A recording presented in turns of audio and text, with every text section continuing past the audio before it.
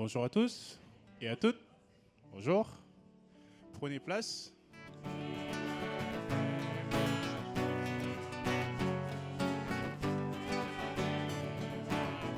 Alléluia. Alléluia. Alléluia.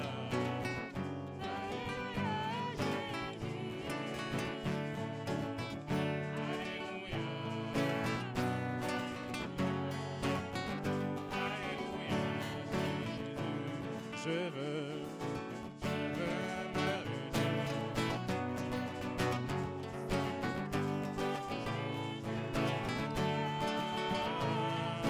Je veux me réjouir en Jésus. Il rend mes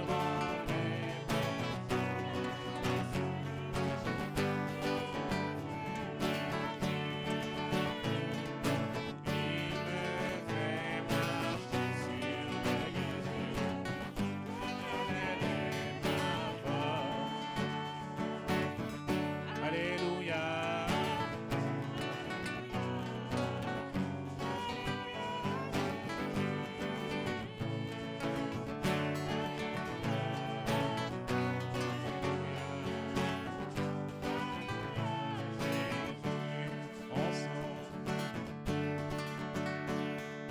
Ensemble, louons le Seigneur.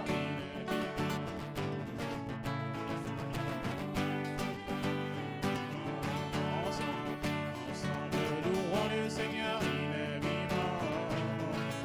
Ensemble, louons le Seigneur, il est vivant. Avec les gestes. Louons le Seigneur, il est vivant.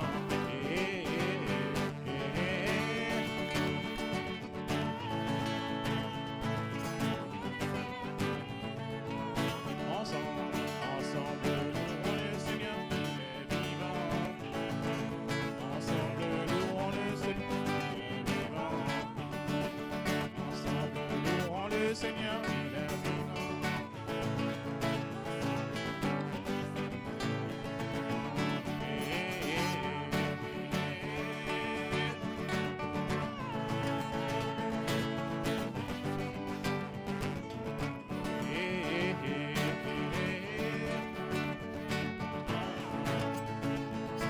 Louons le Seigneur, il est vivant. Alors, ce chant-là, il y a une choré. Désolé, hein, je peux pas ne pas la faire. Alors, on va la refaire.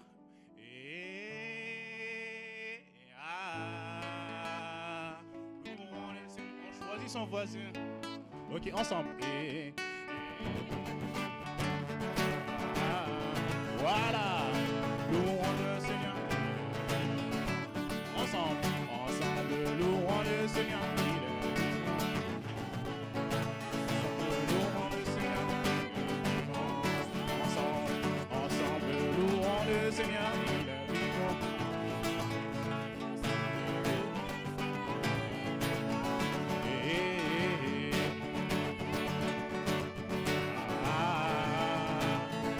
Louons le Seigneur, il est vivant. C'est mieux.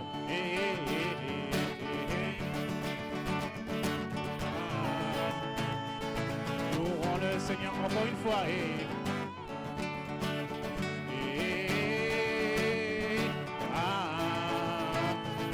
Louons le Seigneur, il est vivant. Je suis dans la joie. Je chanterai de tout cœur la merveille de la papa Yahweh.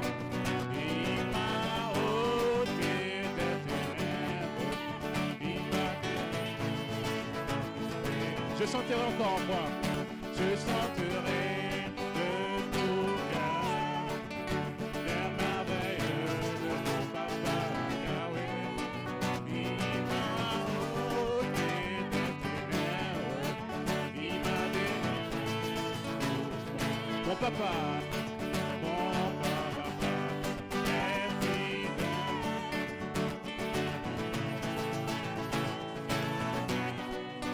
Je n'ai plus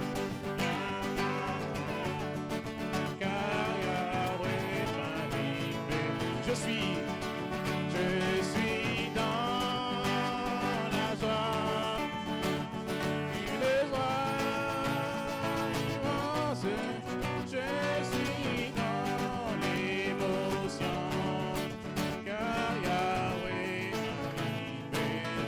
Je suis dans.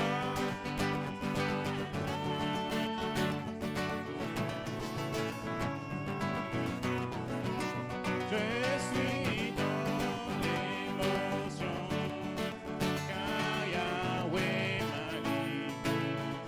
Je suis dans la joie, une joie immense. Je suis dans l'émotion, car Yahweh m'a libéré. Je chanterai de tout cœur les merveilles de mon papa Yahweh.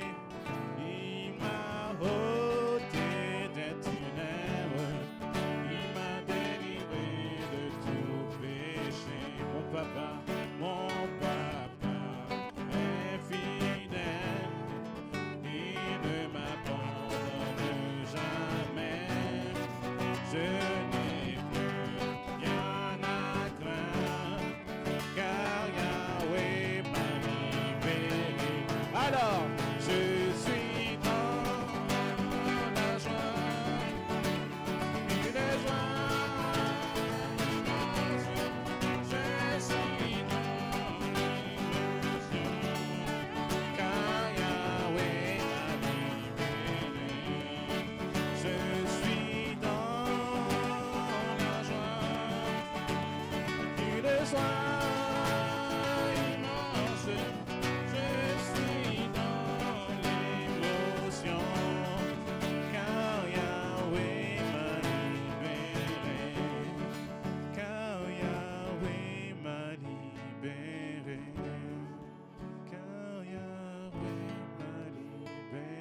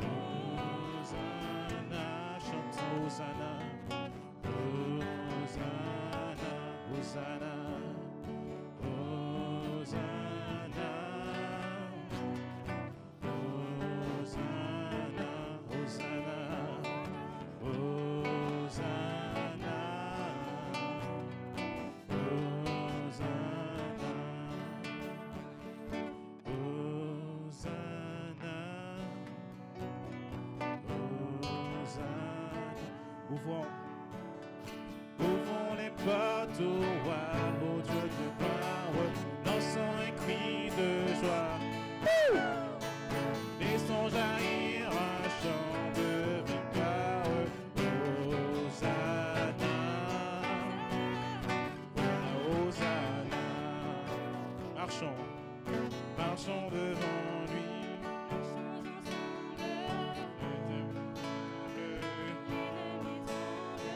Dieu est avec nous, chassons les ténèbres, ouvrons les portes au roi, au Dieu de gloire, versant des cris de joie.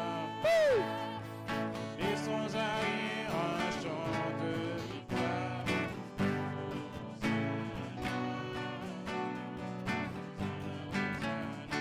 Qui pourra taire notre prière, Dieu est avec nous.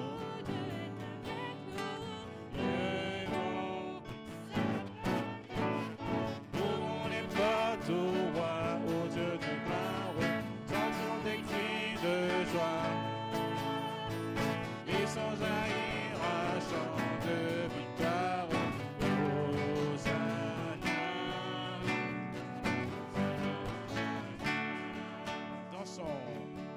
Dansons devant lui,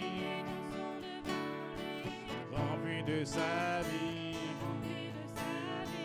Dieu est avec nous. Chantons, ouvrons les portes au roi, au Dieu de gloire, chantons des cris de joie. Laissons jaillir un chant de victoire.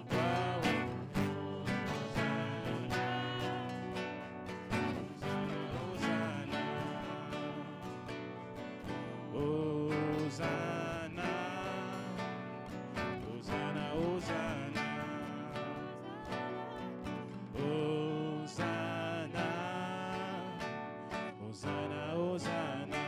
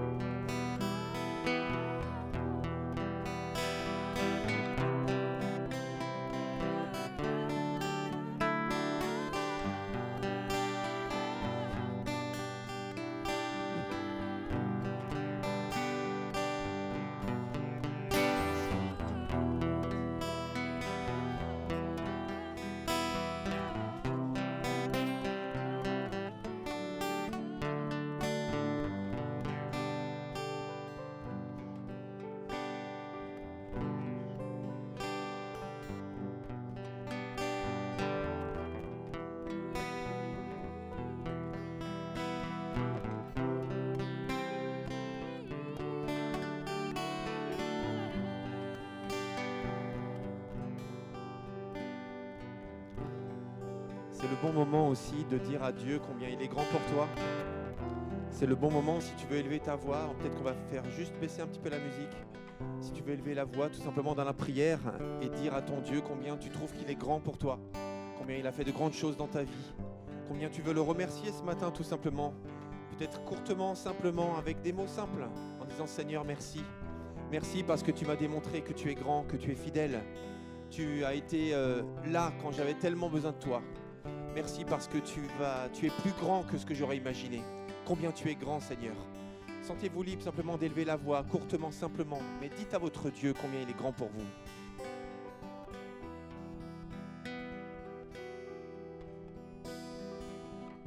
Merci, Seigneur. Je vous invite à prendre place. Jean-Yves, tu peux juste me mettre un peu plus de son? Ou alors dans le retour, je ne sais pas, mais je ne m'entends pas en fait. Et c'est important de bien s'entendre avec soi-même, on est d'accord? Déjà de s'entendre bien avec les autres, c'est important, mais avec soi-même aussi. Merci Seigneur. Bienvenue à chacun, à chacune d'entre vous. Est-ce qu'on peut... Vous êtes vraiment lumineux ce matin. Je ne sais pas si c'est le soleil qui vous rend comme ça si beau, ou si c'est le printemps qui n'est pas encore là d'ailleurs, mais qui s'en approche, ou si c'est juste la joie de vivre, ou si c'est juste la bénédiction de Dieu qui repose sur vos vies, ou peut-être que c'est un peu tout ça à la fois d'ailleurs, mais vous êtes beau.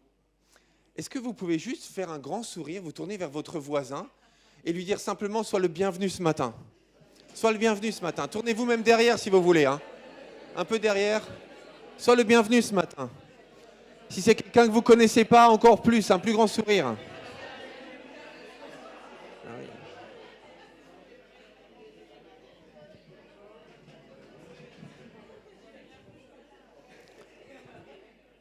Mais oui, soyez les bienvenus, c'est important. C'est important de sentir le bienvenu. Et la bienvenue. Bienvenue à chacun d'entre vous. Ça fait très plaisir de vous voir. C'est important qu'on ait la joie dans l'église aussi, qu'on se sente bien. Et puis aussi que, vous savez, des fois on a des églises, l'image austère d'un lieu comme ça où tout est sombre, tout est austère, on est triste. Et puis il y a des gens tristes qui parlent de choses tristes. Mais c'est pas ça l'église en fait. L'église c'est la joie, c'est l'espérance, c'est la foi. Et on a tellement besoin, on a toujours eu besoin de ça de toute façon. Mais vous savez, quand on allume l'actualité, des fois on voit des mauvaises nouvelles. Il n'y a pas que des mauvaises nouvelles, mais il y a des mauvaises nouvelles aussi.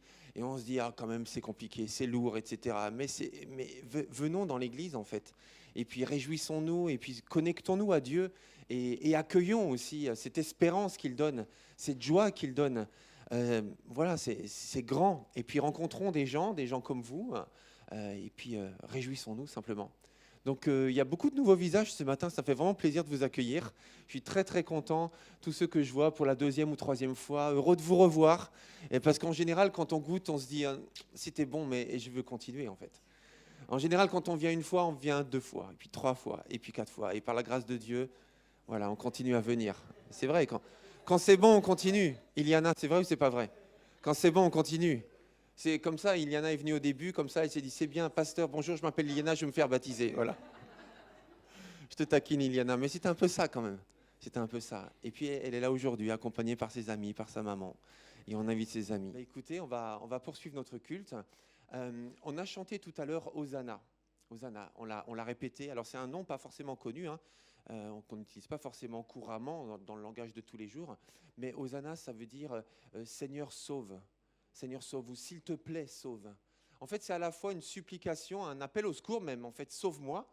Et en même temps, c'est aussi une proclamation, c'est une affirmation, tu es celui qui sauve.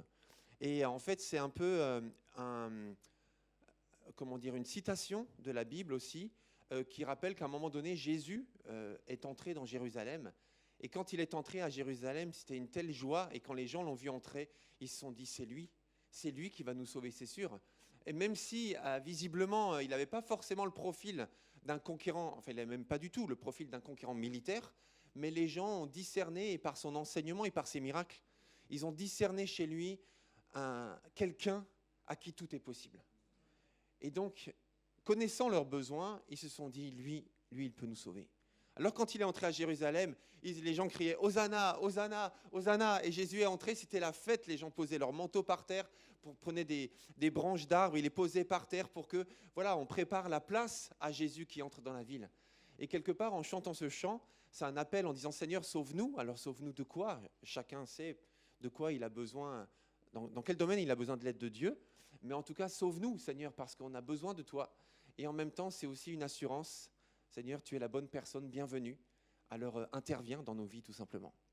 Donc on se réjouit de cela. Et c'est aussi ça, l'Église, en fait. C'est l'endroit où, en fait, c'est le meilleur endroit. Ce n'est pas le seul, hein, mais c'est le meilleur endroit où on peut laisser la place à Jésus. Jésus est le bienvenu partout, on peut l'accueillir chez soi à la maison, on peut l'accueillir dans sa voiture, on peut l'accueillir à table, on peut l'accueillir quand on va se coucher. Jésus est partout en fait et on peut lui laisser la place partout. Mais l'endroit en particulier où tout converge vers lui, c'est l'Église. Donc voilà, en particulier, c'est vraiment l'endroit et le moment où on veut souhaiter à Jésus la bienvenue et lui laisser toute la place. Est-ce que vous êtes d'accord avec ça ? Oui, merci Seigneur. Mais écoutez, avant de laisser la place à la prédication de la Bible, hein, comme on le fait tous les dimanches dans l'Église, j'aimerais inviter ceux qui aiment nous dire par cœur la Bible. Et ce matin, je vais inviter... J'ai les noms. Je vais inviter, c'est par ici, toc et toc. Voilà, et je vais inviter Mathieu, Terence et Kenji à venir me rejoindre.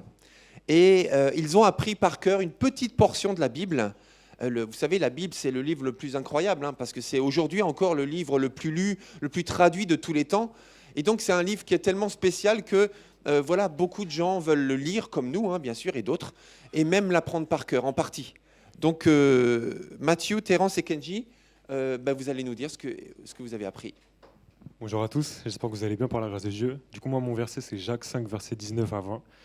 Mes frères et sœurs, si quelqu'un d'entre vous s'est éloigné de la vérité et qu'un autre l'y ramène, sachez que celui qui ramènera un pécheur de la voie où il s'était éloigné sauvera une âme de la mort et couvrira une multitude de péchés. Moi, c'est Proverbes, chapitre 13, verset 5. Jusqu'à 6, d'ailleurs. Ok. Grâce au fruit de la bouche, on jouit du bien, mais ce que désirent les traîtres, c'est la violence.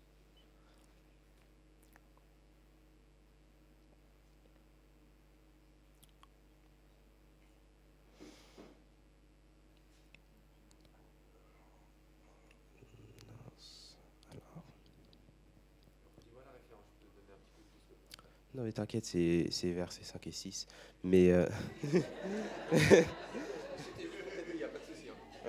T'inquiète.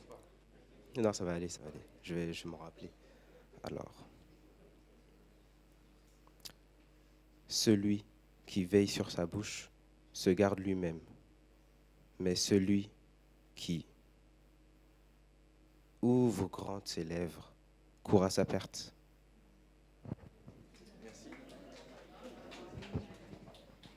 Bonjour à tous.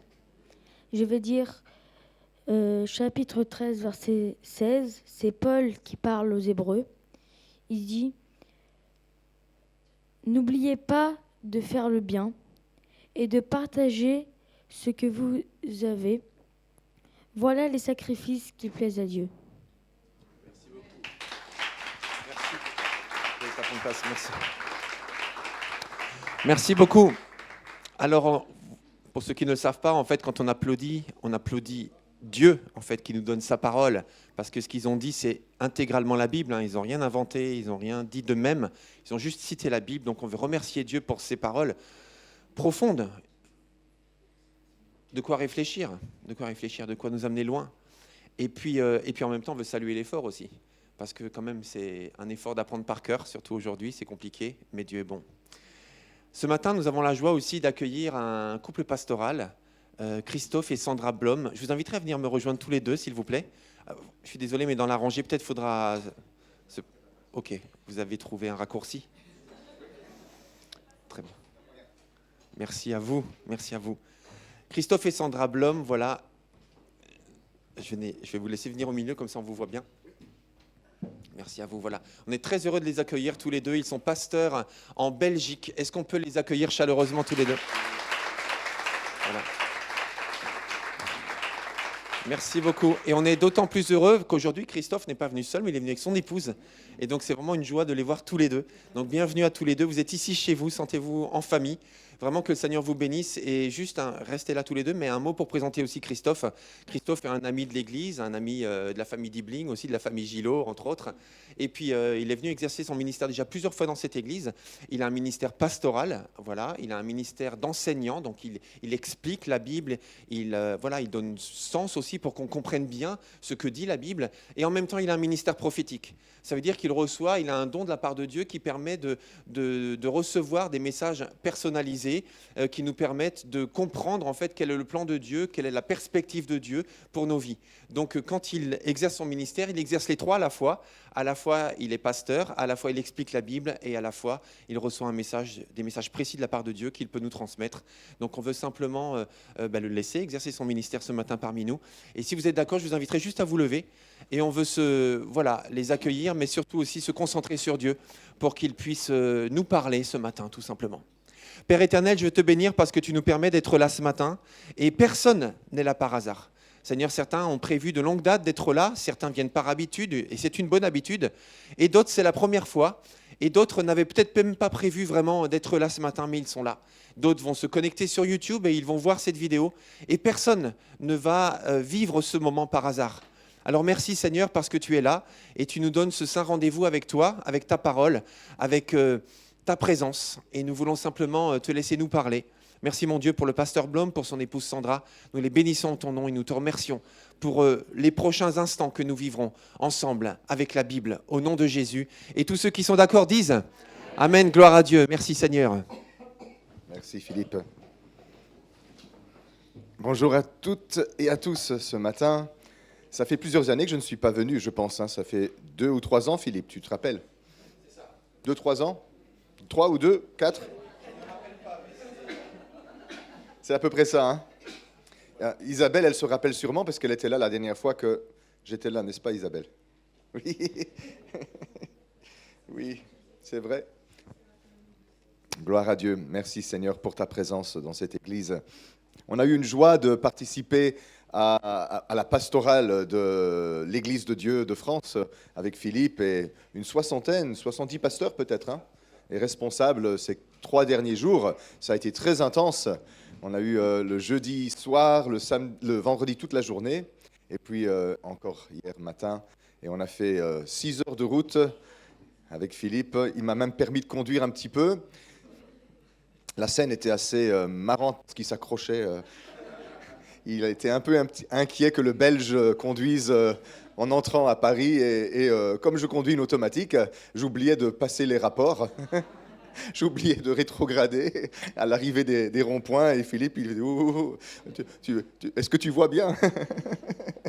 C'est merveilleux. Mais même si je ne conduis pas très bien, je n'ai pas fait d'accident.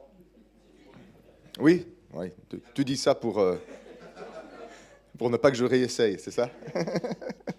Gloire à Dieu. En tout cas, je suis heureux d'être avec vous. Recevez les bénédictions et la salutation de notre église en Belgique, à Courcelles.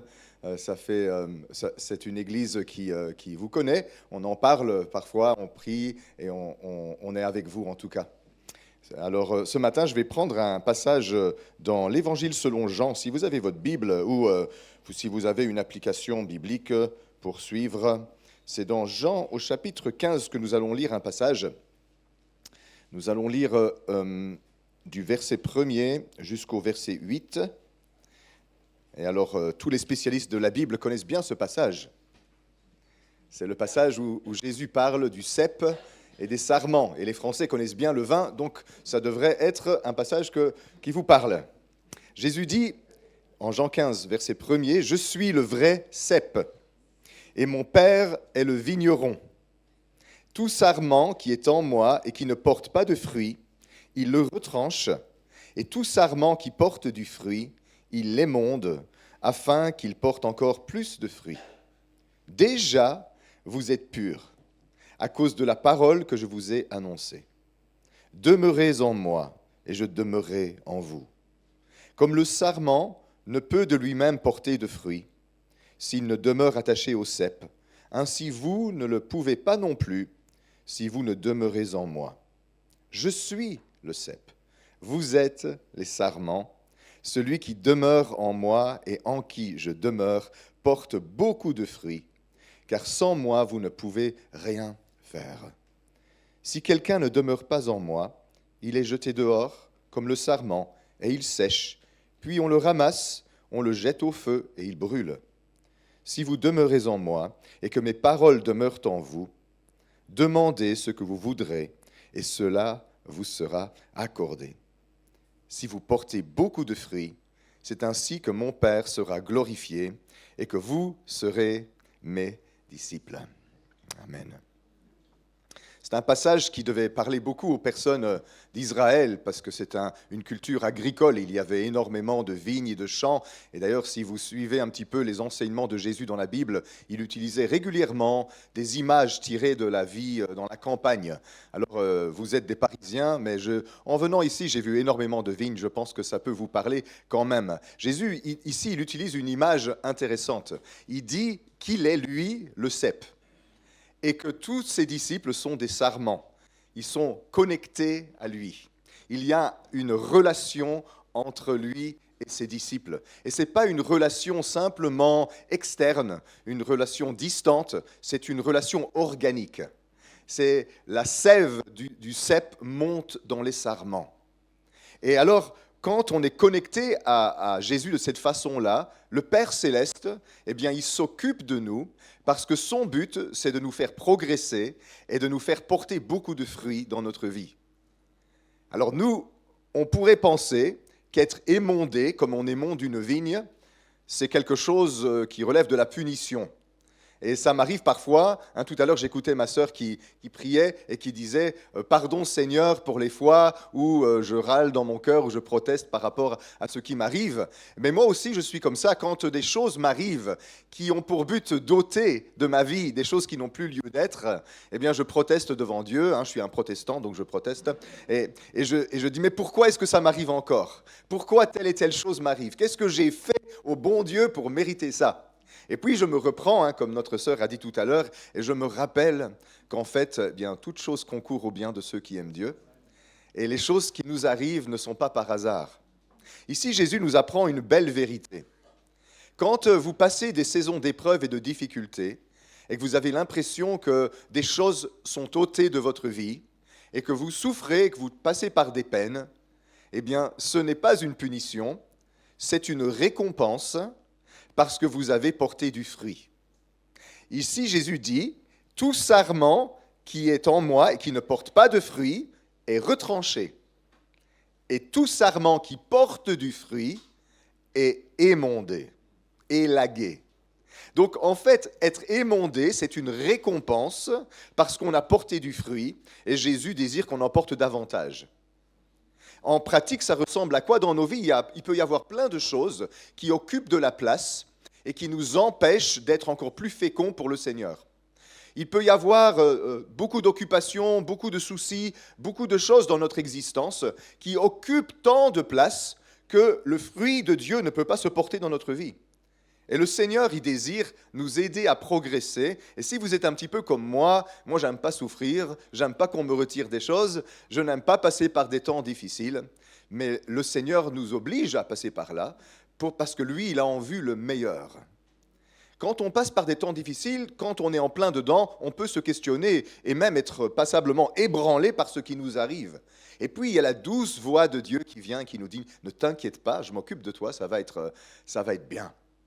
Je vais te faire progresser. » Il y a 2 ans à peu près, un petit peu plus que 2 ans maintenant, j'étais en voyage missionnaire en Malaisie.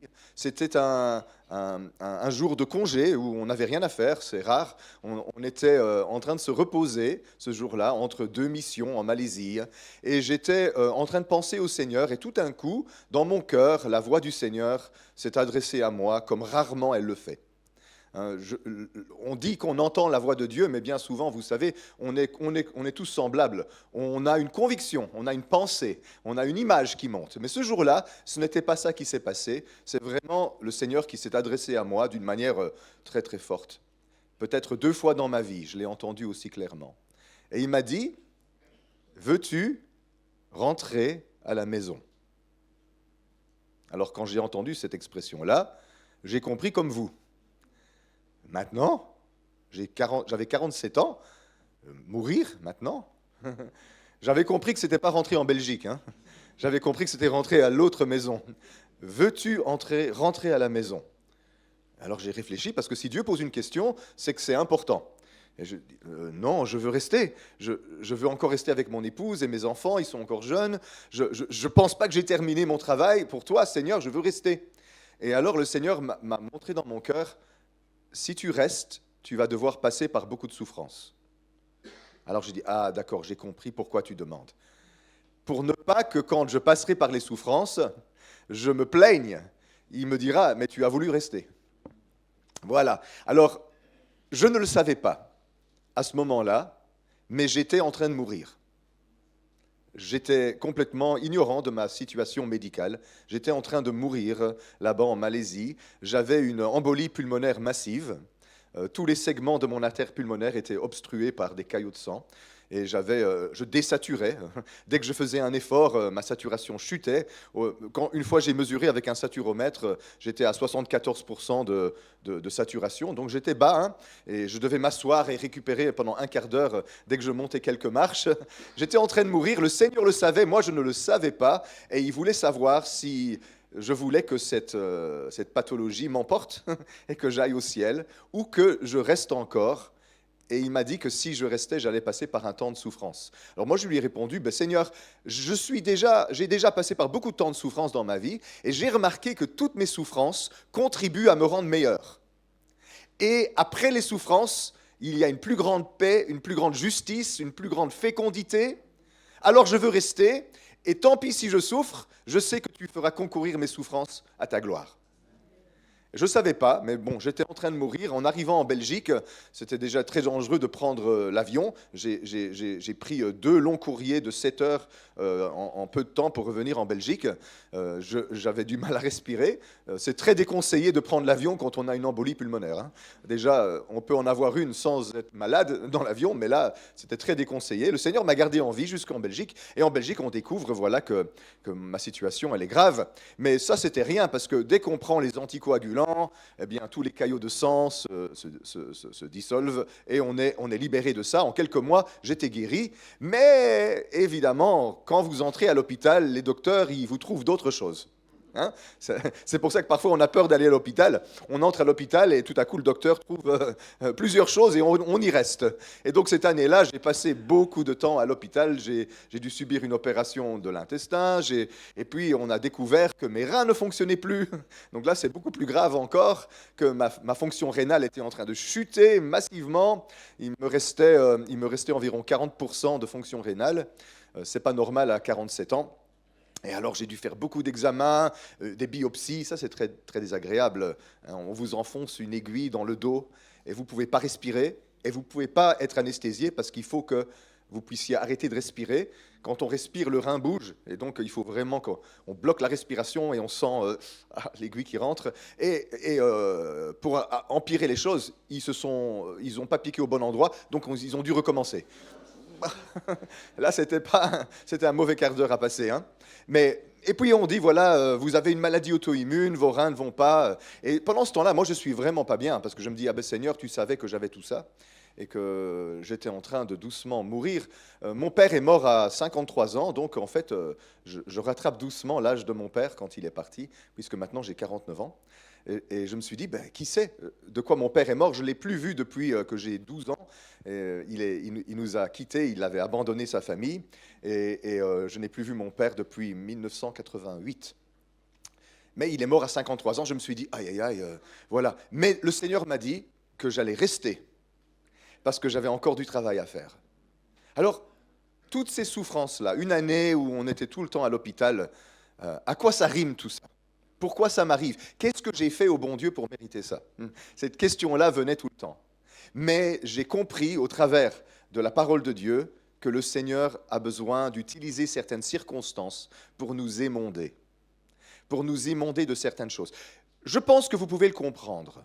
Être face à la mort, être face au terme de notre vie, potentiellement, ça change une personne. Tout est relativisé à ce moment-là. On revient à l'essentiel, on revient au plus important. On ne se projette plus dans le futur, on se dit peut-être que je vais partir bientôt. Et donc, on vit face à l'éternité. Le Seigneur ne voulait pas que je meure, mais il voulait me recentrer sur l'essentiel, sur l'éternité. Et aux dernières nouvelles, je suis en bonne santé, mes reins sont stables, la situation ne se dégrade plus, ça va, je dois prendre quelques petits médicaments pour me maintenir, mais gloire à Dieu, je suis parti pour vivre encore des années et des années et des années. Hein? Mais l'effet de ce qui s'est passé perdure. Je me souviens maintenant chaque jour qu'il y a une épée de Damoclès au-dessus de ma tête. À tout moment, ça pourrait être la fin. Peut-être que ça vous ferait peur, mais en fait, ça me réjouit parce que je sens la présence de l'éternité juste devant moi. Vous savez, quand certaines personnes sont au bout de leur vie et vont bientôt partir auprès de Dieu, elles ont un contact avec le ciel particulier. Si vous avez déjà assisté au décès de personnes qui connaissent le Seigneur, il y a comme c'est comme si le voile qui sépare notre monde du ciel devient tout fin et on commence à percevoir l'au-delà. Certaines personnes disent je sens la présence des anges. D'autres personnes disent je vois le Seigneur qui m'appelle. Et même j'ai assisté au dernier jour, au dernier temps d'un monsieur de notre église qui était en train de partir aussi très jeune. Et il rayonnait de joie. Son épouse pleurait, mais lui, il lui disait « Ne pleure pas, arrête de pleurer, c'est le meilleur, cette vie-ci, c'est pas la vraie vie, c'est ça la vraie vie. Je m'en vais au ciel et tu pleures pour moi, tu me fais de la peine. » Bon, il devait quand même comprendre qu'elle devait être triste de perdre son mari, mais lui, il était tellement heureux de voir le ciel l'accueillir. Ça change une vie. Cet homme, quand dans ses derniers jours, les voisins le visitaient pour lui dire adieu, les voisins sortaient transformés de la présence du Seigneur dans la vie de cet homme, quand on est face à l'éternité. Je voudrais vous dire, par rapport à cela, personne ne sait le jour de sa mort. Heureusement, personne ne sait quand le Seigneur a décidé que c'est le temps pour nous de partir. Le Seigneur ne nous garantit pas nécessairement une longue vie. Ce n'est pas le nombre de jours dans notre vie qui compte, c'est la vie qu'il y a dans nos jours qui compte. C'est la qualité de la vie, c'est l'intensité de la vie, c'est l'intentionnalité de notre vie. Parce que si on regarde nos existences, n'est-ce pas vrai que nous perdons beaucoup de temps ? On a calculé que le Belge moyen, je ne sais pas si les Français sont meilleurs que nous, mais le Belge moyen, à la fin de sa vie, il aura regardé la télévision pendant 7 années. C'est beaucoup de temps perdu, à regarder les feux de l'amour, là. Il paraît que ça s'est arrêté, donc ça n'existe plus maintenant. Les jeunes, ils ne savent même pas ce que c'est. Et vous regardez d'autres bêtises, je sais bien, parce que j'ai 3 enfants, je sais ce qu'ils regardent. Parfois, il y a des choses dans nos existences que le Seigneur doit émonder pour nous ramener à l'essentiel. Ce message, ce n'est pas juste une prédication, mes amis, c'est une exhortation prophétique, parce que le Seigneur désire émonder votre Église. N'ayez pas peur, il ne va pas y avoir une vague de décès. Philippe, tu ne vas pas leur faire 5 enterrements avant la fin du mois, ce n'est pas ça que je veux dire. Mais ce que je veux dire, c'est que le Seigneur veut nous alléger de choses qui nous alourdissent et qui nous empêchent de nous concentrer sur l'essentiel. Et il va y avoir une vague du vent du Saint-Esprit, il va y avoir un vent du Saint-Esprit qui va souffler sur l'Église pour emporter les choses qui nous alourdissent, qui nous handicapent, qui sont des boulets dans notre vie et qui nous empêchent de nous approcher du Dieu de gloire qui désire que nous le connaissions. Il y a une stagnation qui s'est installée dans la communauté à cause de plein de petites choses qui ont alourdi nos pas. Le Seigneur voit nos cœurs, il nous aime et il sait que nous l'aimons, mais il voit aussi ce qui nous ralentit et il désire passer à la prochaine vitesse avec nous. Mais avant de pouvoir accélérer le pas du troupeau de cette Église, il faut qu'il nous rende légers à nouveau. Il faut qu'on puisse avancer sans tous ces poids que nous avons sur le dos, que nous accumulons. Récemment, mon épouse et moi, on a dû mettre tout ce que nous possédons dans des cartons parce que nous avons dû quitter notre maison. On a mis 1 mois à faire les caisses et on y a mis vraiment beaucoup d'efforts. Enfin, surtout elle. Moi, je continuais de travailler et elle faisait beaucoup les cartons. Mais ça a pris 1 mois de déménagement. En 11 ans dans une maison, on est capable d'accumuler beaucoup de choses. On s'est promis, on ne fera plus jamais ça. Tous les mois, on va aller à la décharge, jeter les trucs. On met des trucs dans le grenier, dans les caves, dans les recoins, partout, et puis qu'on n'aura jamais besoin de tout. On n'aura jamais besoin de ces choses-là. Et on accumule beaucoup de choses. Église de Dieu à Pontoise, vous avez accumulé beaucoup de choses qui sont devenues inutiles. Et le Seigneur veut les retirer pour vous rendre léger à nouveau. Léger, léger, léger comme l'air. Il y en a quelques-uns ici, vous êtes comme l'albatros qui cherche à prendre son envol et qui a besoin d'une piste de décollage de 200 mètres parce qu'il est lourd. Vous avez déjà vu un albatros qui essaye de décoller? Parfois, il y a même des échecs, parce que c'est un gros oiseau.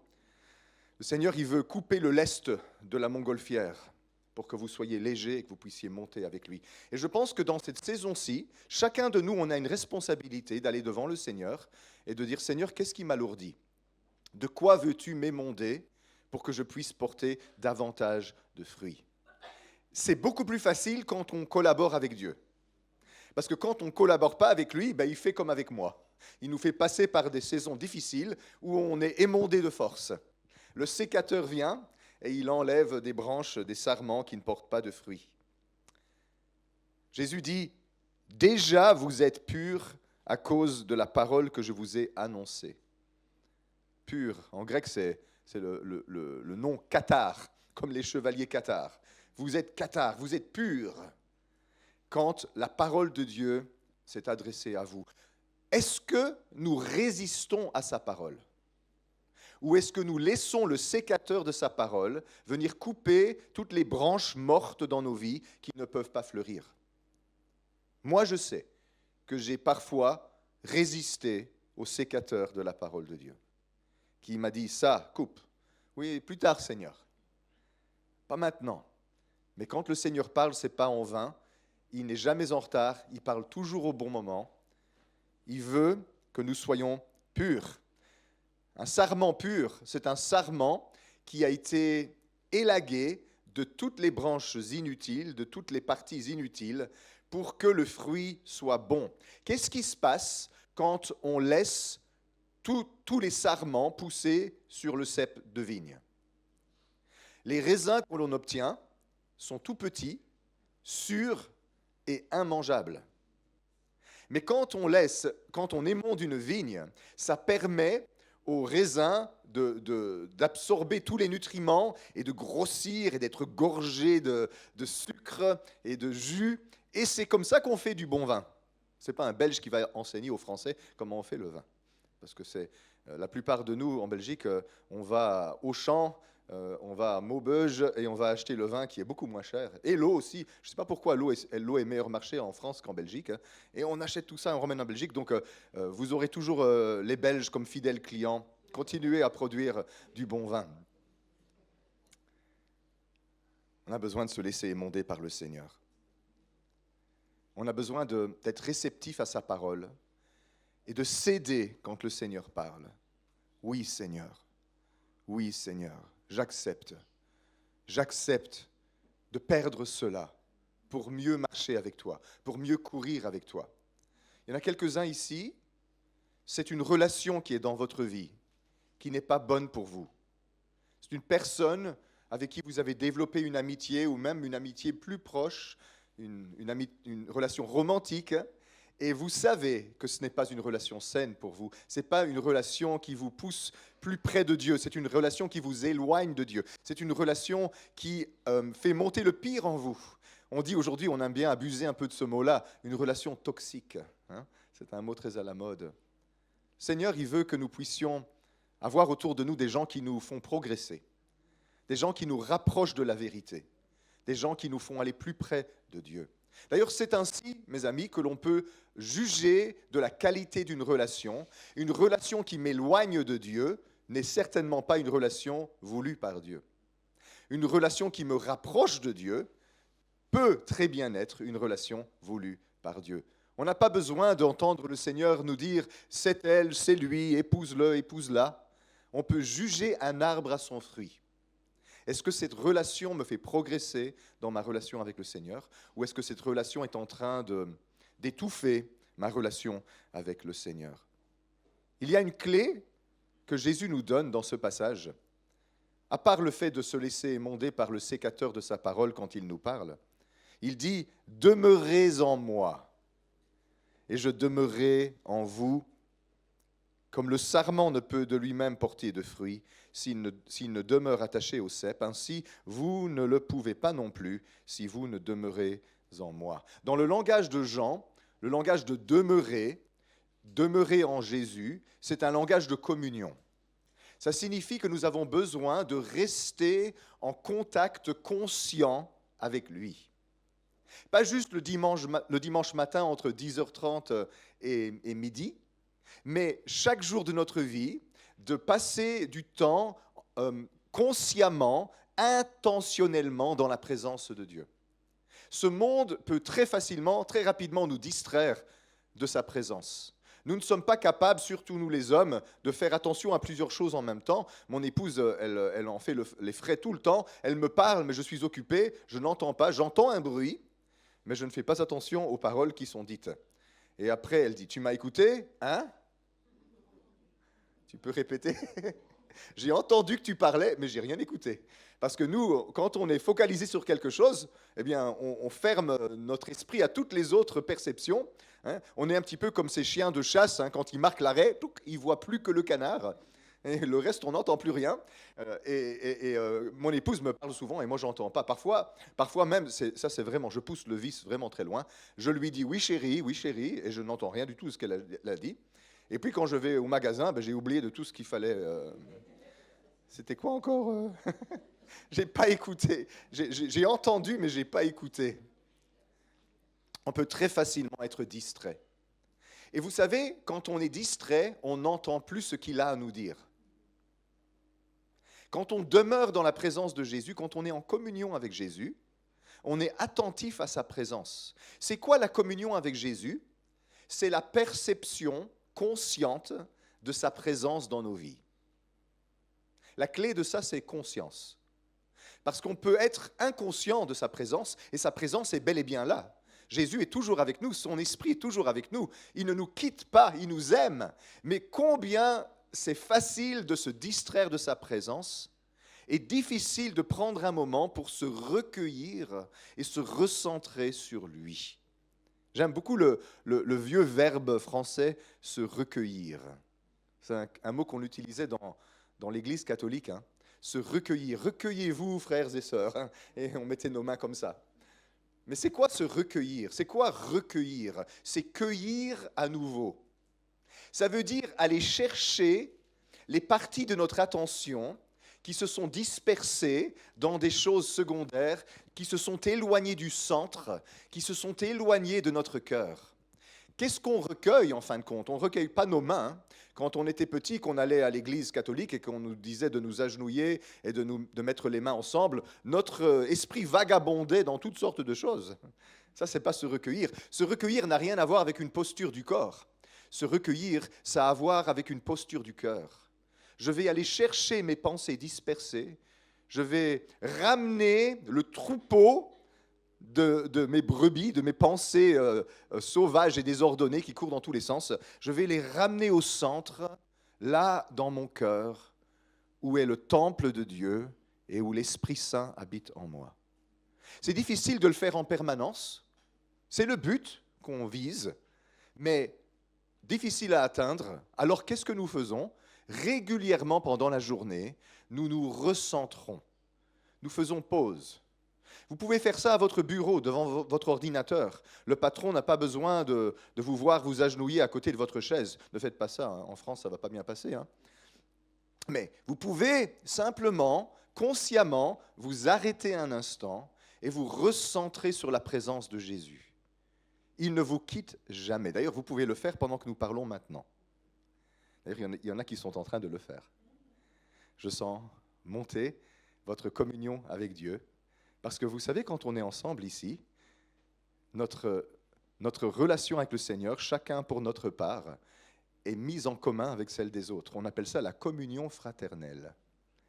Et là, maintenant, faites l'effort, simplement, de revenir au centre, dans le temple de votre corps, où la présence de Dieu habite. Il a élu domicile en vous, il vous aime. Il rayonne dans votre cœur comme un soleil. N'est-ce pas? Directement, quand on y fait attention, quelque chose se passe à l'intérieur de nous. Et nous oublions tellement de le faire. Nous disons, j'ai pas le temps de prier. Parfois, c'est vrai. On a des vies tellement actives qu'on n'a pas le temps de se mettre à part, ou alors il faut se lever très tôt ou se coucher très tard. Et parfois, on n'a plus la concentration après une journée de travail. Mais rien ne nous empêche d'entrecouper notre journée de moments où nous demeurons en lui, de moments où nous nous recentrons sur sa présence. Et si ce n'est pas possible dans l'endroit où vous travaillez, vous pouvez vous réfugier 5 minutes aux toilettes. Le Seigneur n'est pas vexé quand on le prie, assis sur la toilette. Ça ne le gêne pas. Il est au courant que nous avons des besoins naturels. Il ne sent pas les mauvaises odeurs. Ça ne l'intéresse pas tout ça. Ce qui l'intéresse, c'est notre cœur. Moi, je prie dans la douche, je prie dans la toilette, je prie dans la rue, je prie pendant que je prêche, je prie partout, parce que le Seigneur est partout. Peut-être que vous n'avez pas le temps de passer 1 heure dans la présence de Jésus, mais peut-être que vous pouvez entrecouper votre journée de plein de petits moments dans sa présence. Vous savez, ceux qui étudient la conscience humaine, ils disent que la conscience, ce n'est pas quelque chose de continu. Ce sont des petits paquets de conscience qui s'enchaînent les uns après les autres. On comprend très bien ça à l'âge de la mécanique quantique. La conscience est quantifiée. Qu'est-ce que ça veut dire ? Je ne peux pas être conscient en continu. En fait, ce que je fais, c'est que je suis conscient, puis je suis conscient, et puis je suis conscient, et puis je suis conscient, et je fais attention. Et ça fait comme une chaîne interrompue et réinitialisée de conscience.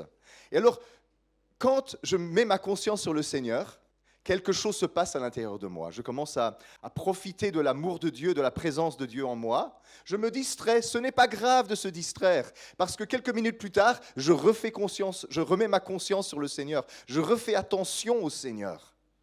Je remets mes pensées et mon cœur sur le Seigneur. Et c'est reparti, le feu reprend de plus belle. La conscience, dans mon expérience, c'est comme un feu.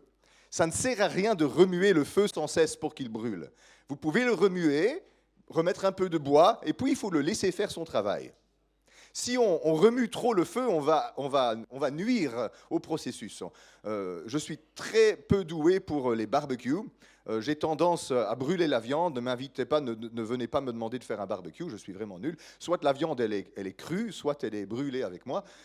Et bien des fois, je brûle même le barbecue, les parties en bois, les accessoires. Je ne suis pas doué. Vous savez, mon erreur, c'est que j'en fais de trop. Je veux que la flamme prenne le plus vite possible. J'ai même une fois, je suis allé chercher le sèche-cheveux de ma femme et je m'en suis servi pour allumer le feu parce que je suis impatient. Mais le feu a pris, mais le sèche-cheveux aussi.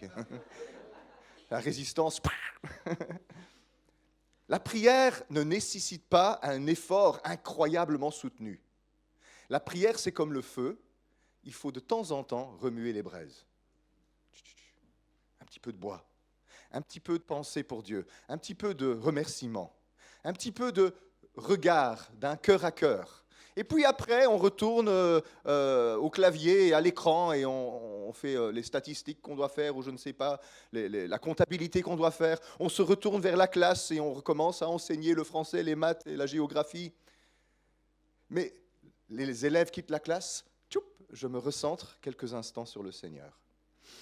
Je respire. Et je me réfugie dans le tabernacle intérieur de mon corps où le Saint-Esprit habite. Tu es toujours avec moi. Juste de se dire une phrase comme ça. Merci Seigneur, car tu es toujours avec moi. Souvent, Nous pensons que Dieu est avec nous quand nous le sentons. Mais en réalité, il est toujours avec nous. Il ne nous quitte jamais. Demeurer, dans le langage de Jean, ici, dans l'Évangile selon Jean, c'est cette communion maintenue avec le Seigneur par notre attention tournée vers lui. Nous l'aimons, nous le regardons, nous maintenons le contact. Si vous allez au cinéma avec votre fiancé, votre fiancée, vous n'avez pas besoin de la regarder dans le blanc des yeux pendant tout le film. N'est-ce pas? Sinon, alors, à quoi bon aller au cinéma? Mais de temps en temps, vous regardez, vous faites un sourire, et vous regardez le film, mais la relation est maintenue, n'est-ce pas? Quand vous allez au restaurant avec la personne que vous aimez, vous n'avez pas besoin de la regarder fixement dans les yeux pendant tout le repas. Elle va commencer à se sentir mal à l'aise. Hein? Mais vous mangez, vous buvez, vous regardez ce qui se passe, et de temps en temps, le regard se croise, le contact est maintenu. Qu'est-ce qui se passe si vous êtes assis avec votre époux ou votre épouse au restaurant et il y a zéro contact visuel? Vous ne vous regardez jamais. Imagine, mesdames, que vous êtes assis avec votre époux au restaurant et il ne vous regarde pas. Il est sur son téléphone, il regarde les serveuses, il regarde le serveur, il regarde le plafond, il regarde le match de foot à l'écran, mais il ne vous regarde pas. Vous allez penser, il y a un truc qui ne va pas. Vous allez, oh, je suis là, hein? Oh. N'est-ce pas? Il n'a pas besoin de vous regarder fixement dans les yeux pendant 1 heure pour que vous pensiez qu'il vous aime. Vous avez juste besoin qu'il tourne de temps en temps son attention vers vous. Ça, c'est demeurer dans la présence de Jésus. Simplement tourner notre attention vers lui et l'aimer. C'est ça, s'attacher à lui. Et Jésus nous dit que dans cet état où nous nous sommes connectés avec lui, il peut agir au travers de notre vie. Il dit, « Celui qui demeure en moi et en qui je demeure porte beaucoup de fruits. » Parce que sans lui, nous ne pouvons rien faire. Si vous voulez que votre vie spirituelle soit féconde, si vous voulez que votre vie porte du fruit pour le royaume de Dieu, vous avez besoin de maintenir ce contact conscient, ce cœur à cœur avec le Seigneur, par intermittence. À des moments privilégiés, vous avez besoin de remuer les braises de votre communion avec Dieu, parce que c'est comme la sève qui passe du cep dans les sarments. Il faut qu'il y ait ce contact pour que la vie de Dieu puisse couler au travers de nous et commencer à produire un fruit dans notre vie. Et ici, vous savez, ce fruit dont il parle, il dit même de quoi il s'agit. Quand j'écoute les prédications sur Jean 15, souvent les gens disent « Oh, le fruit, c'est le fruit de l'esprit, c'est la paix, la joie, l'amour et ces choses-là. » Bon, c'est pas faux, mais ici, Jésus dit exactement de quoi il s'agit. Qu'est-ce que c'est qu'une vie qui porte du fruit? Il dit « Si vous demeurez en moi, verset 7, et que mes paroles demeurent en vous, demandez ce que vous voudrez, et cela vous sera accordé. Si vous portez beaucoup de fruits, c'est ainsi que mon Père sera glorifié, et que vous serez mes disciples. » Jésus nous révèle c'est quoi le fruit qui est porté dans la vie de ceux qui sont en relation avec lui. L'exaucement de nos prières. Si vous demeurez en lui, et que ses paroles demeurent en vous, demandez ce que vous voudrez et cela vous sera accordé. Le fruit dont il parle ici, c'est quand Dieu exauce vos prières et que quelque chose se passe dans votre vie en réponse à vos prières. Alors vous allez dire, mais je prie beaucoup.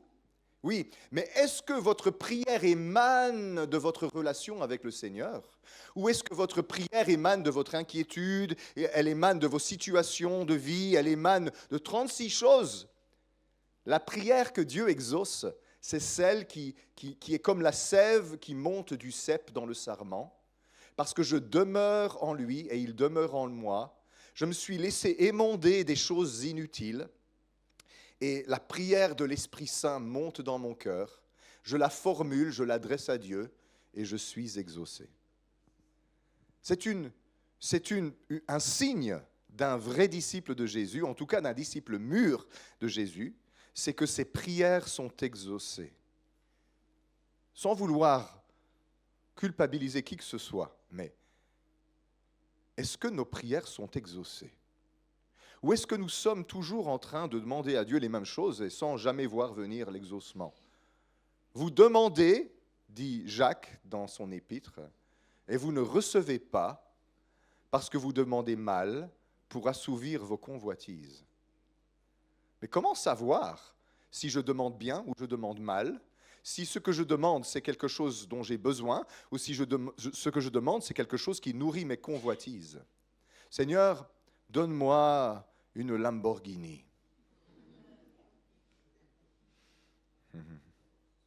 Oui, mais Christophe, si je te donne une Lamborghini, je ne pense pas que tu pourras payer l'entretien, la consommation d'essence. Combien coûtent les pneus d'une Lamborghini? Parfois, on demande des choses bizarres à Dieu, des choses insensées. Mais quand on est dans la présence de Dieu, quand on s'est laissé émonder des choses inutiles, vous savez ce qui se passe? Il y a une pureté de la prière qui s'installe.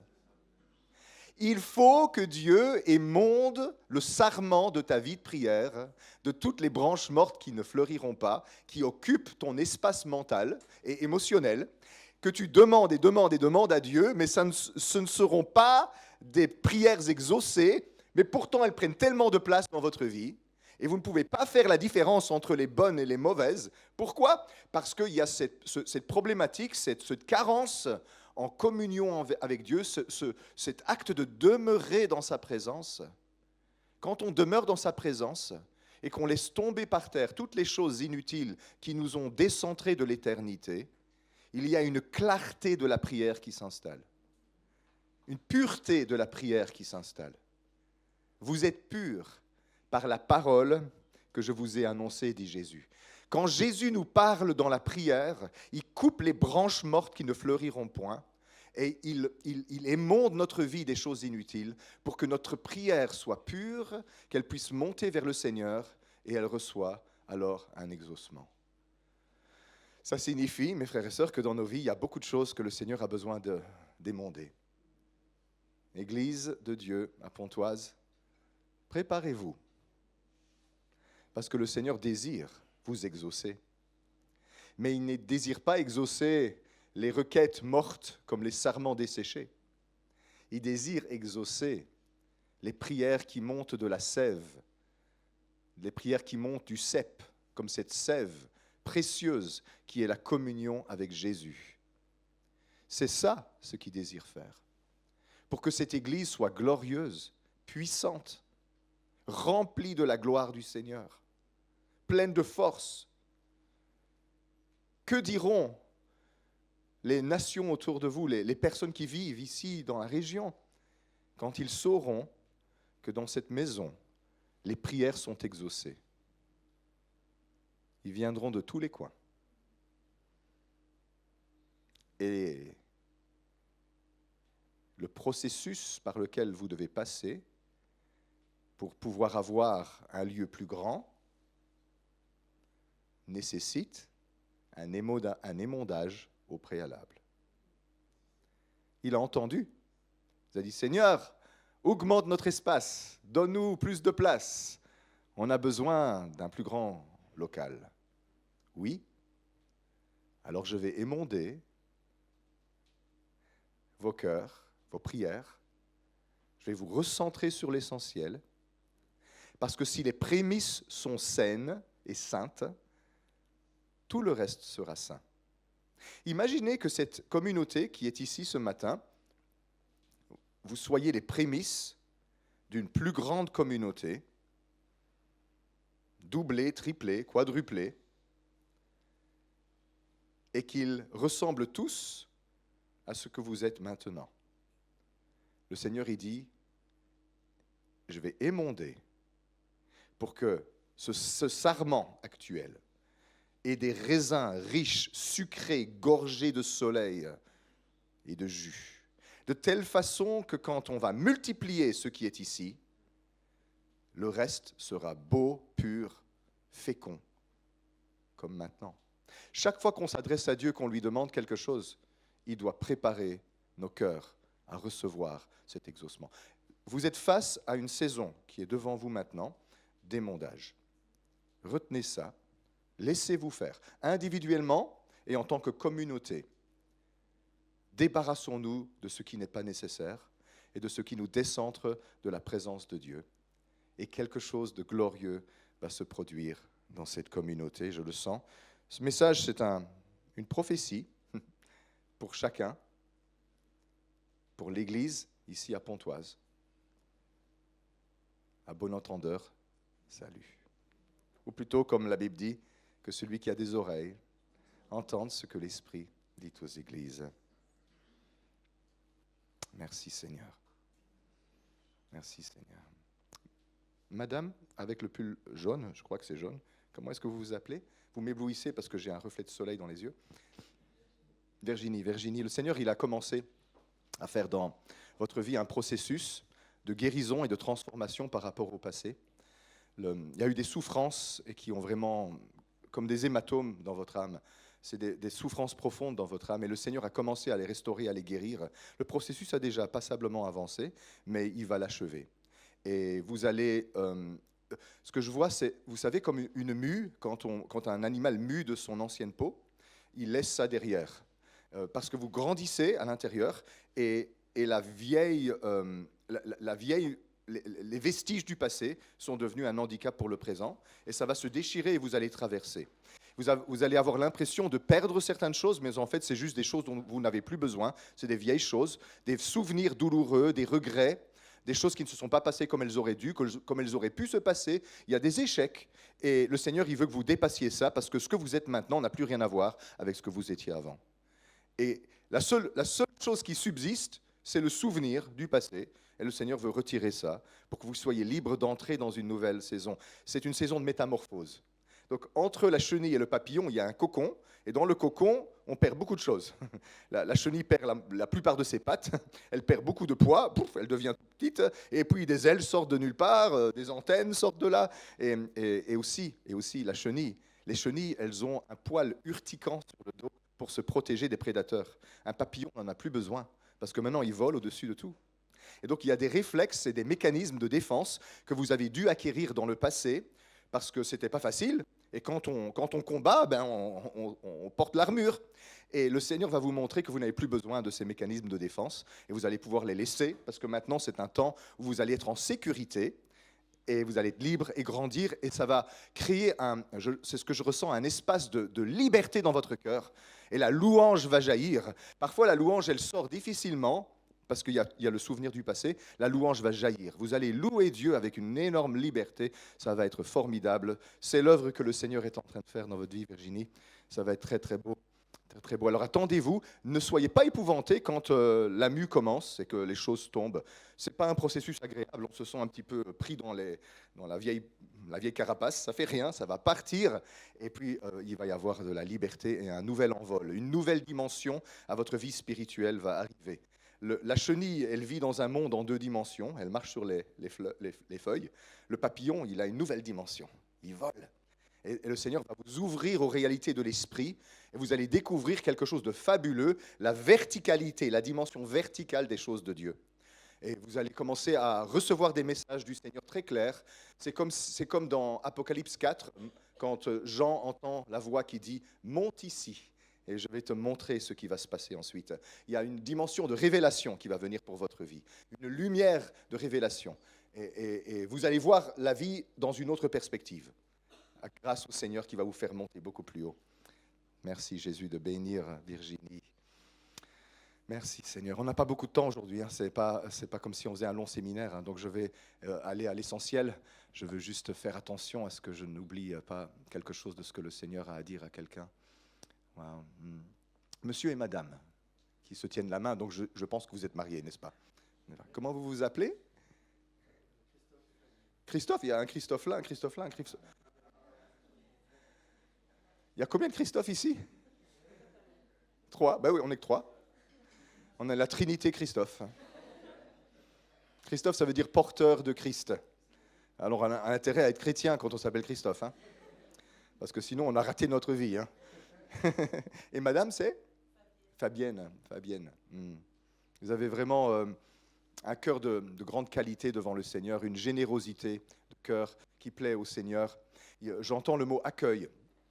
Je vois les bras ouverts et je vous vois accueillir. Le Seigneur vous a tellement guéri et tellement béni et vous avez de l'amour dans votre vie au point que maintenant il y a de l'espace pour les autres. Il y a de l'espace pour inclure des personnes qui ont manqué d'amour, des personnes qui ont besoin d'un refuge, qui ont besoin on dit en anglais un safe space, un espace en sécurité pour se refaire, pour reprendre retrouver leur plumage, refaire leur plumage. Et je vois le Seigneur qui va encore élargir ça. L'accueil va s'élargir, l'hospitalité va s'élargir. Et le Seigneur va vous envoyer des personnes qui ont vraiment besoin d'être touchées par lui. Vous allez sentir l'amour couler. Votre maison va être de plus en plus une maison où l'amour coule.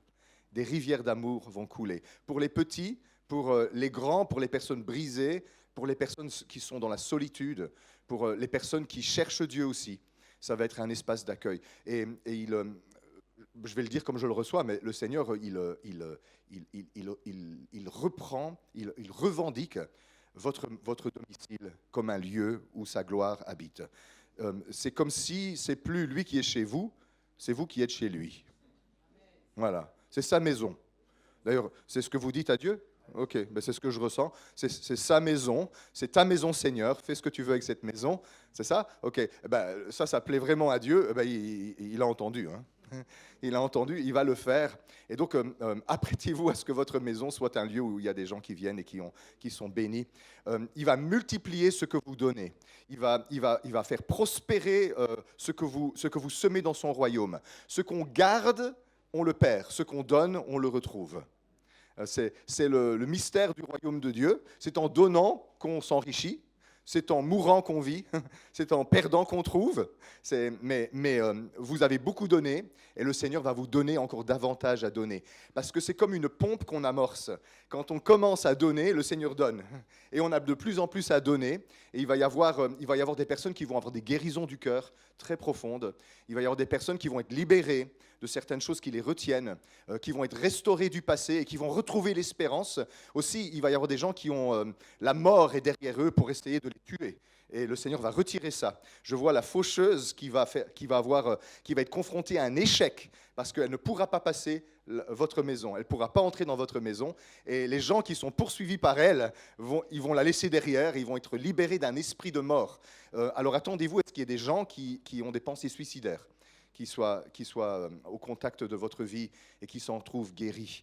C'est comme l'oasis de guérison intérieure. C'est vraiment ça que le Seigneur veut faire. Et ça va être béni, ça va être enrichi, ça va se multiplier. Et ça va faire la joie du Seigneur et la vôtre. Christophe et Fabienne, soyez bénis. Merci Seigneur pour ta bonté, Jésus.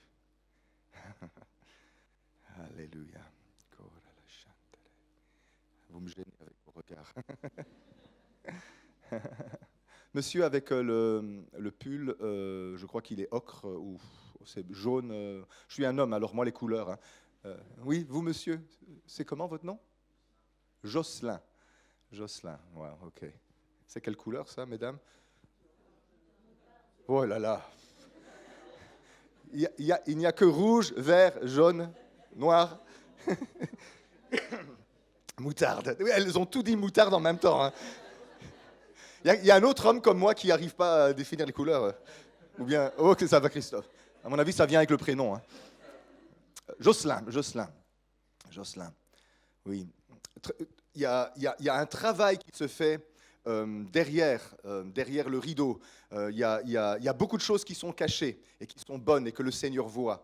La vie privée et la vie publique, eh bien, il y a vraiment une bénédiction de Dieu dans les deux. Le Seigneur a vu ce que vous faites quand personne ne regarde. Il a vu votre engagement, il a vu votre générosité.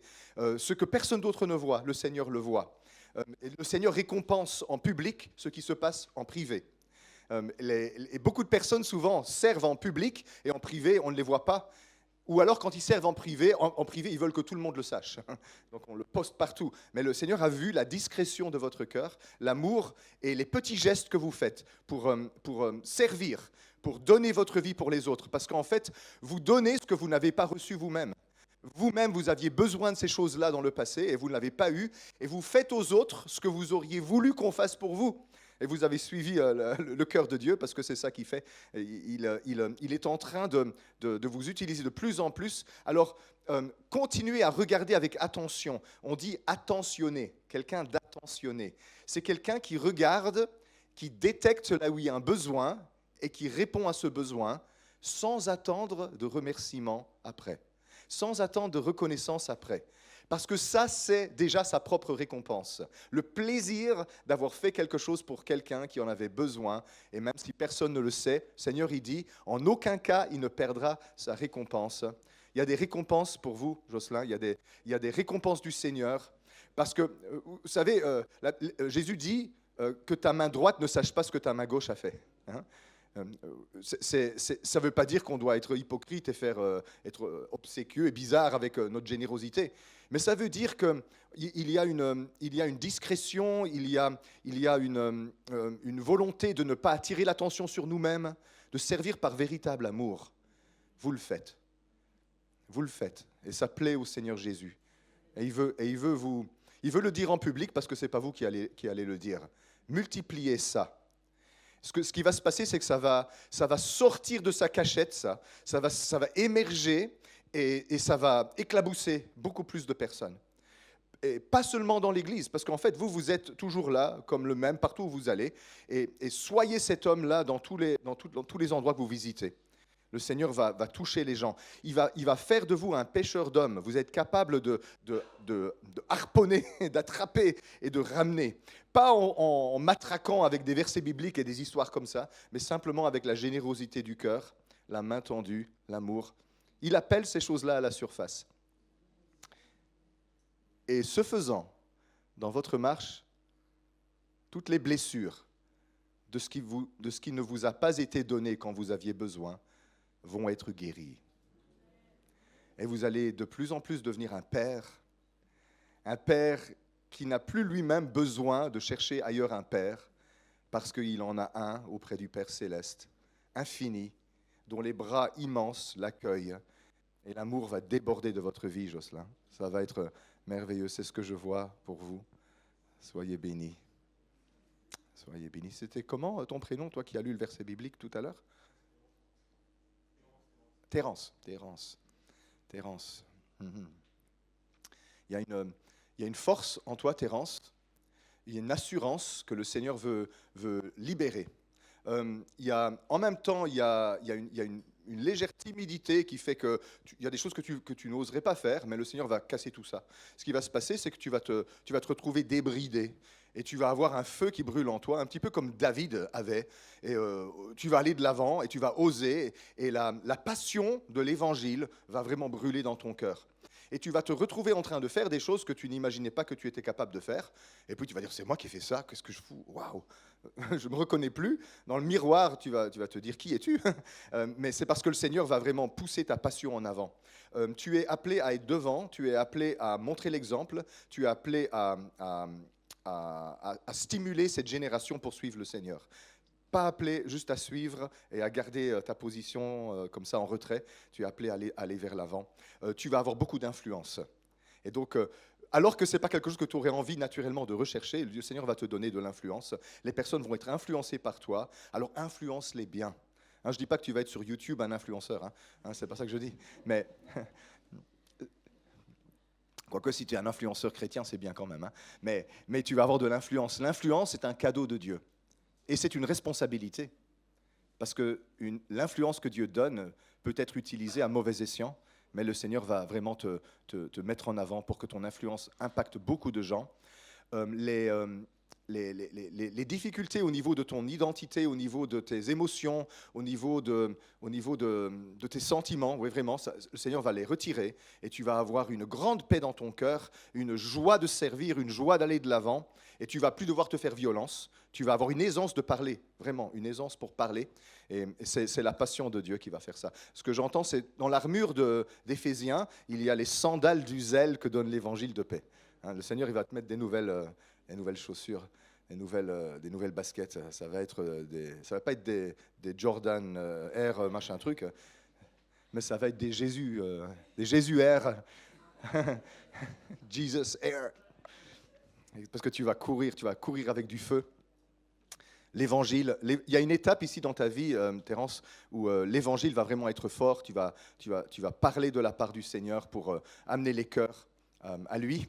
Et puis, ça va évoluer en d'autres choses. C'est une étape, hein. C'est une étape pendant quelques temps qui sont devant toi où c'est la passion de l'évangile et le Seigneur va former en toi un cœur qui va faire autre chose par la suite. Prépare-toi dans ta vie, il va y avoir des transitions et tu vas devoir savoir quand il faut lâcher ça et laisser ça à quelqu'un d'autre pour passer à autre chose. Parce que le Seigneur ne va pas te maintenir toute ta vie dans le même endroit. Même il va y avoir des voyages, je sens vraiment que les portes vont s'ouvrir pour que tu puisses aller ailleurs et voir un autre monde, avoir un impact qui dépasse. Mais ça, c'est pas là tout de suite. Ce qui est là tout de suite, c'est vraiment de te concentrer sur le feu de l'Évangile pour aller de l'avant et toucher les vies des autres. Ouais.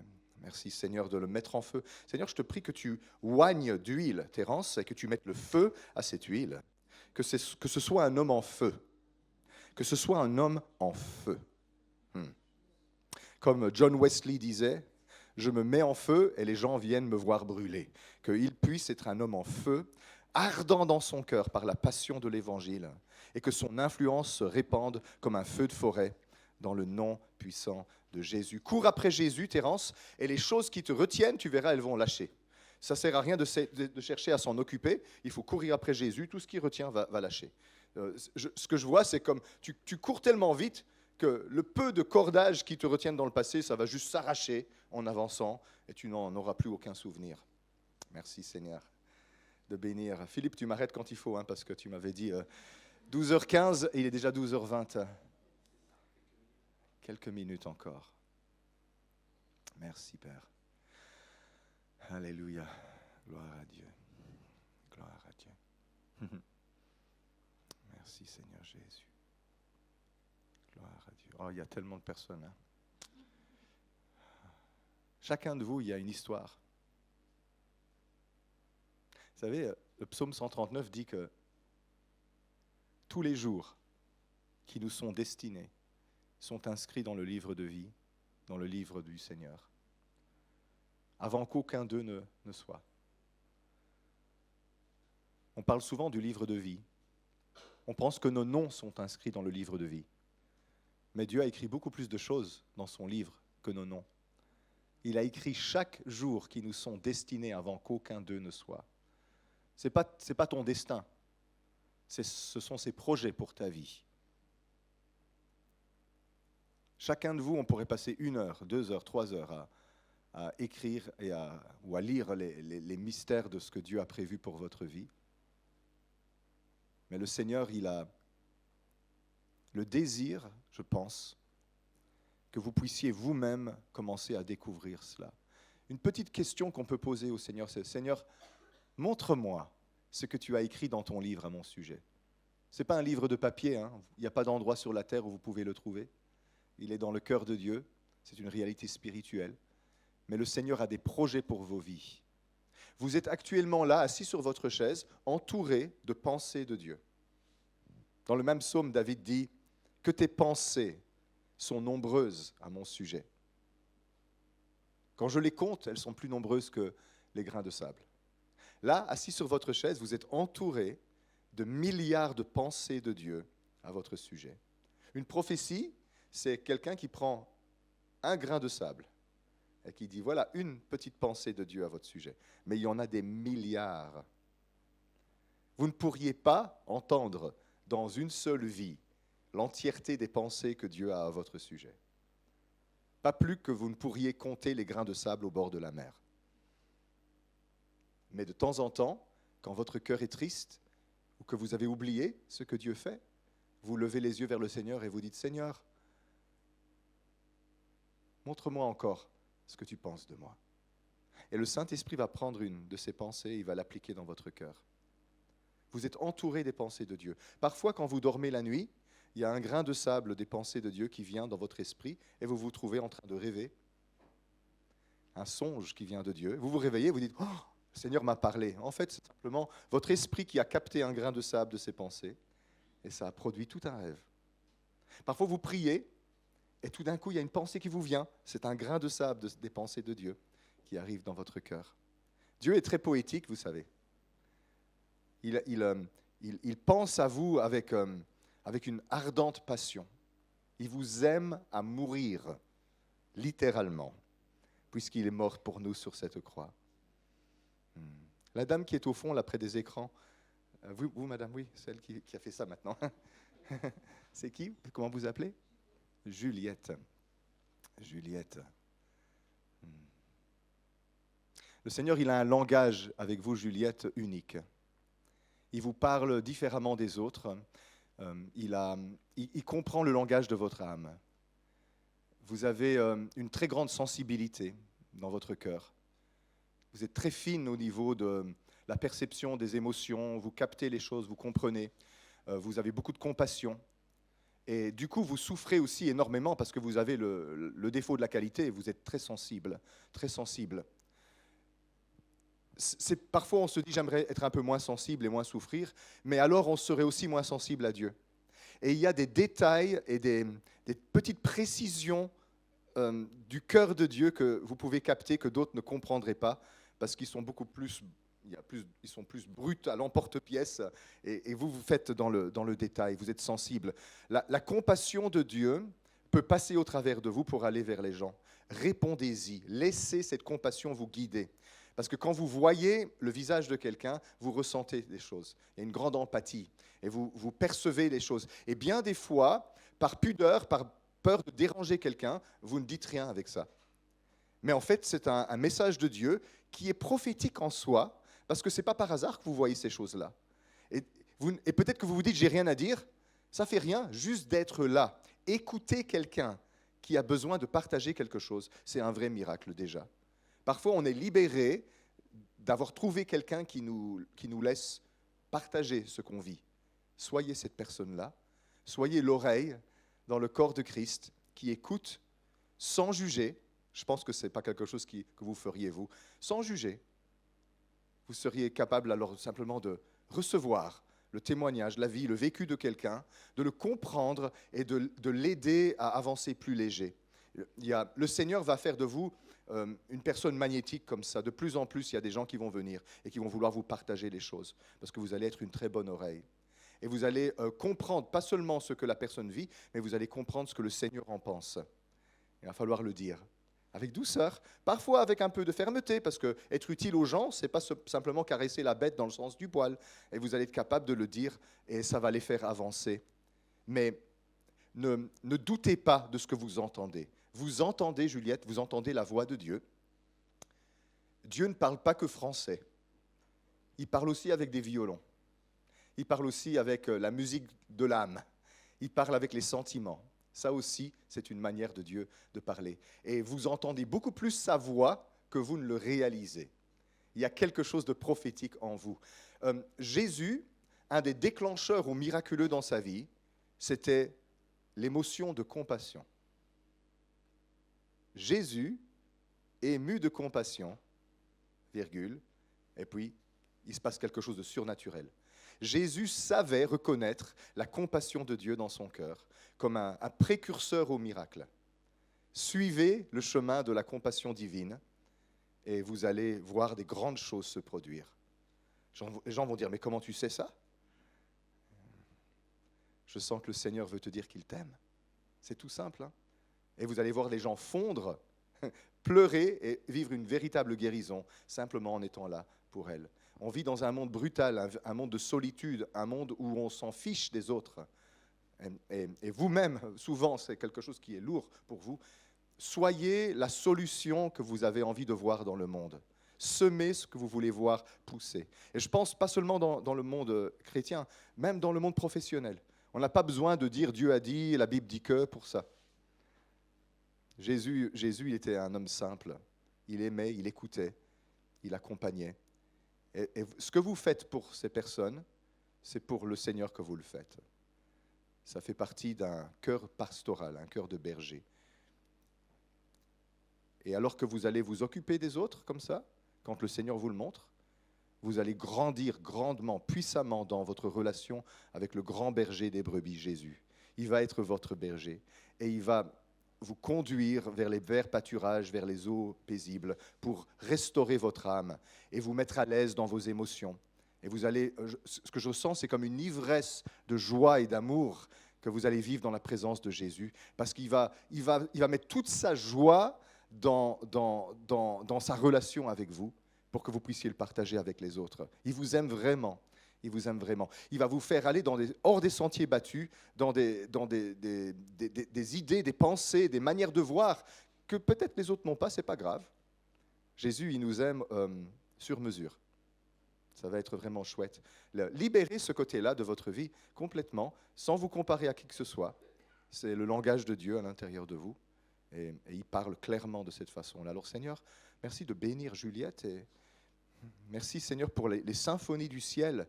Merci Seigneur pour le langage de l'âme, le langage de l'esprit qui résonne à l'intérieur d'elle.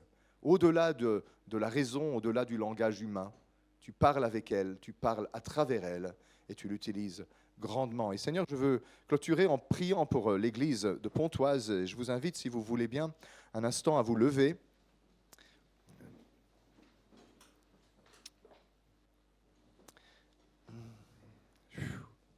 Et fermons simplement les yeux et tournons-nous vers le Seigneur qui nous aime tellement. Recueillons-nous, recueillons nos pensées dispersées, ramenons-les au centre, dans le temple de notre corps, dans la pièce la plus reculée de la maison, dans le sanctuaire intérieur où Dieu a élu domicile. Et Seigneur, je te demande, alors que mes frères et sœurs sont recentrés sur toi, sur ta présence dans leur vie, je te demande, Seigneur, de leur donner de savourer la communion avec toi. Je prie que leur communion avec toi soit savoureuse, qu'ils puissent être nourris et abreuvés à la source de tes délices dans leur cœur. Et que dans cette église, Seigneur, le niveau d'eau, le niveau de communion avec toi grandisse, s'élève. Une marée haute de la communion avec Dieu. J'appelle une marée haute de la communion avec Dieu dans l'église de Pontoise, dans les cœurs de chacun. Que les eaux montent, que les eaux grossissent, que les vagues s'élèvent et que nous soyons transportés vers le cœur du Père afin de discerner quel est le plan de Dieu, la volonté de Dieu, et qu'il puisse émonder de nos vies tout ce qui est nécessaire afin qu'on porte énormément de fruits et que nos prières soient exaucées pour la gloire de Dieu. Recevez la bénédiction de la part du Seigneur. Ce que j'ai reçu, je vous le donne. Que la grâce du Seigneur Jésus, l'amour du Père et la communion du Saint-Esprit soient avec vous tous maintenant et pour l'éternité. Amen.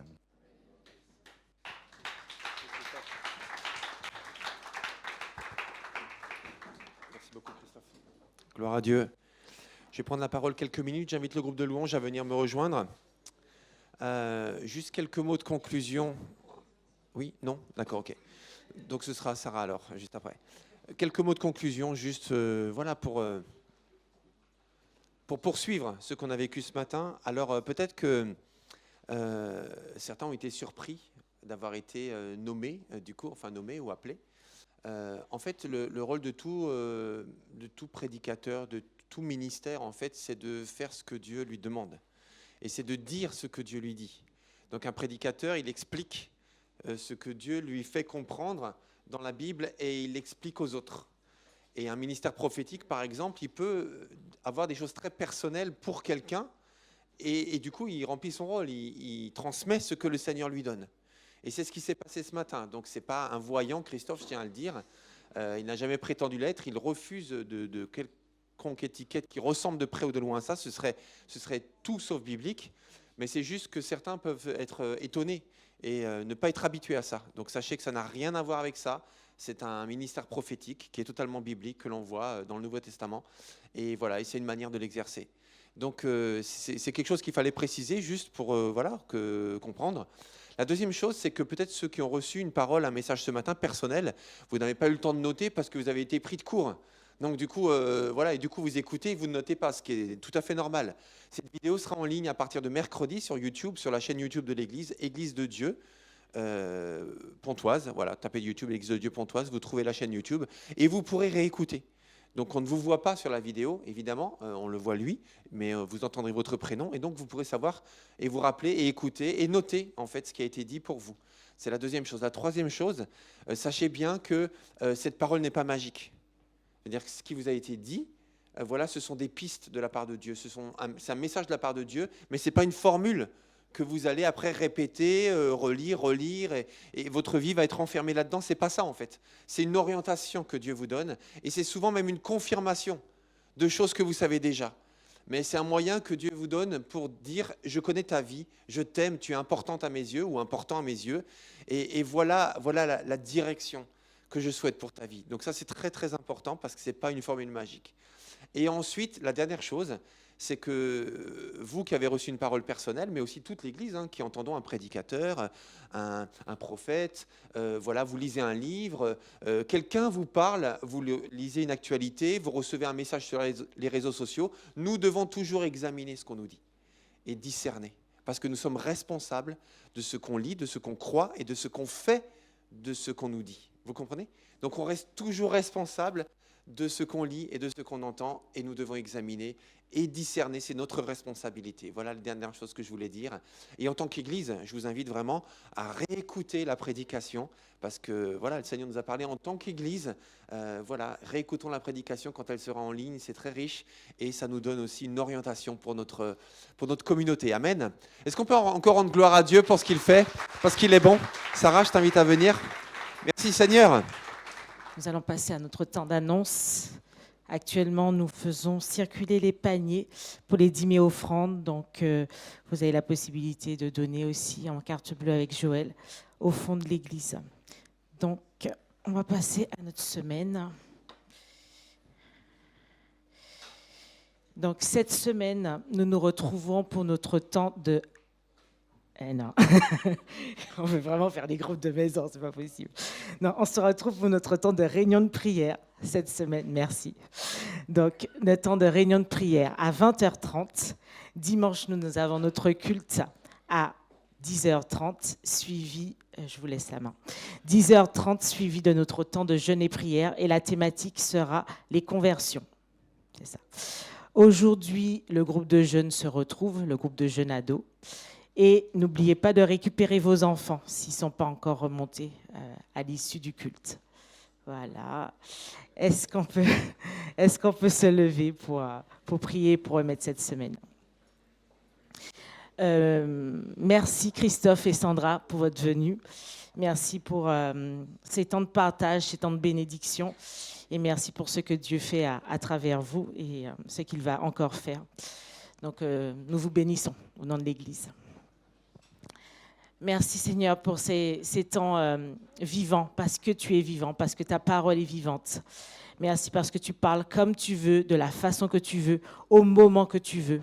Et tu as vraiment toujours tendance à nous surprendre. Tu es un Dieu qui nous émerveille, un Dieu qui nous impacte et qui veut nous impacter encore. Merci pour ces paroles de bénédiction qui ont été prononcées. Merci pour cette révélation du cœur aussi, où tu nous touches à chaque moment de nos vies. Merci pour toute cette semaine que tu vas conduire. Merci pour ta pleine présence dans nos vies.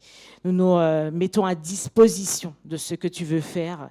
Et merci parce que tu veux vraiment toucher toutes ces personnes autour de nous qui ont tant besoin de toi. Nous savons que nous avons intimement besoin de toi à chaque seconde de nos vies. Mais tant de personnes autour de nous ont besoin de t'entendre, de te ressentir, de t'accepter, de te voir tel que tu es. Et tu veux nous utiliser, tu veux collaborer avec nous pour cela. Alors nous mettons encore une fois à ta disposition, à disposition de ce que tu veux faire. Et fais comme tu veux, fais de la façon que tu veux et aide-nous à rester sensibles à cela. Merci Saint-Esprit pour ton œuvre grande à travers nous. Merci pour cette semaine, conduis toutes choses comme tu le fais si bien. Et nous élevons ton Saint-Nom, nous t'adorons, nous t'exaltons. aujourd'hui, éternellement. Amen. Excellente semaine, restez bénis.